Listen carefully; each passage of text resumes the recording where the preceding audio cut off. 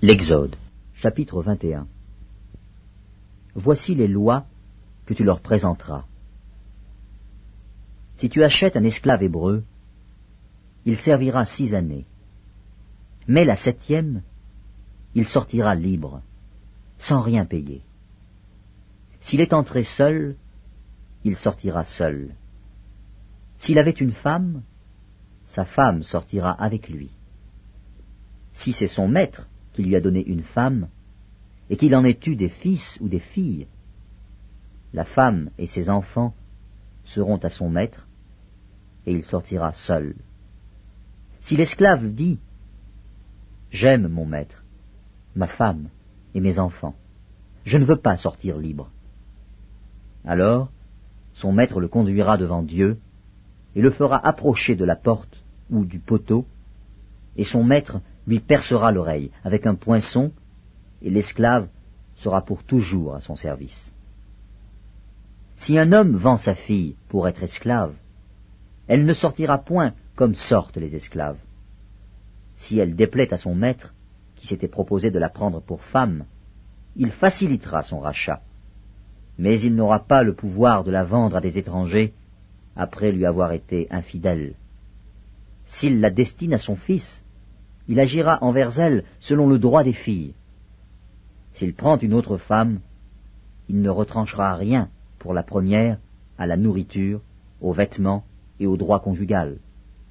Et s'il ne fait pas pour elle ces 3 choses, elle pourra sortir sans rien payer, sans donner de l'argent. Celui qui frappera un homme mortellement sera puni de mort.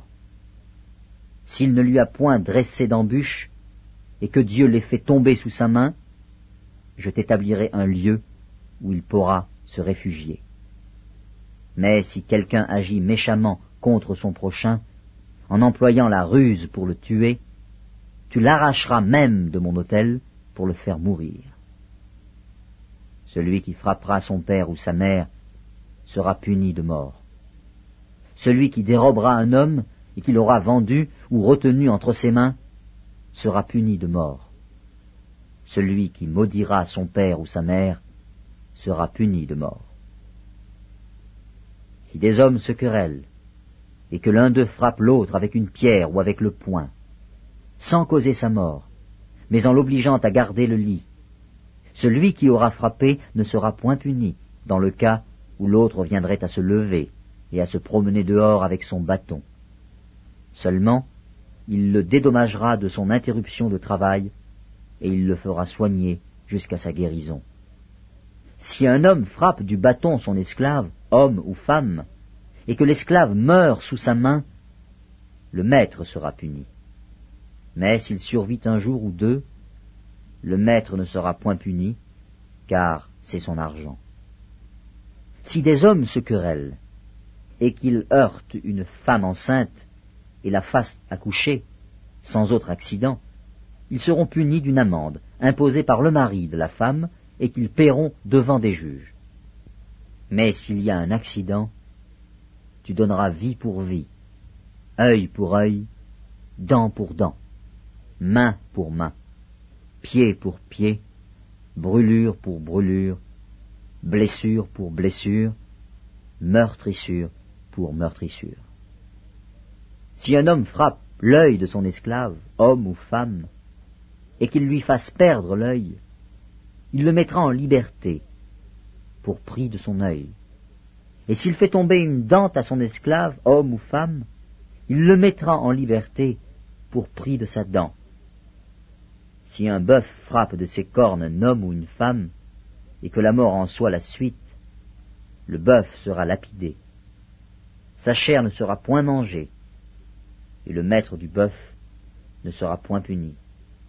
Mais si le bœuf était auparavant sujet à frapper, et qu'on en ait averti le maître, tu ne l'as point surveillé, le bœuf sera lapidé, dans le cas où il tuerait un homme ou une femme, et son maître sera puni de mort. Si on impose au maître un prix pour le rachat de sa vie, il paiera tout ce qui lui sera imposé. Lorsque le bœuf frappera un fils ou une fille, cette loi recevra son application. Mais si le bœuf frappe un esclave, homme ou femme, on donnera 30 sicles d'argent au maître de l'esclave, et le bœuf sera lapidé. Si un homme met à découvert une citerne, ou si un homme en creuse une et ne la couvre pas, et qu'il y tombe un bœuf ou un âne, le possesseur de la citerne paiera au maître la valeur de l'animal, en argent, et aura pour lui l'animal mort. Si le bœuf d'un homme frappe de ses cornes le bœuf d'un autre homme, et que la mort en soit la suite, ils vendront le bœuf vivant et en partageront le prix, ils partageront aussi le bœuf mort. Mais, s'il est connu que le bœuf était auparavant sujet à frapper, et que son maître ne l'ait point surveillé, ce maître rendra bœuf pour bœuf, et aura pour lui le bœuf mort.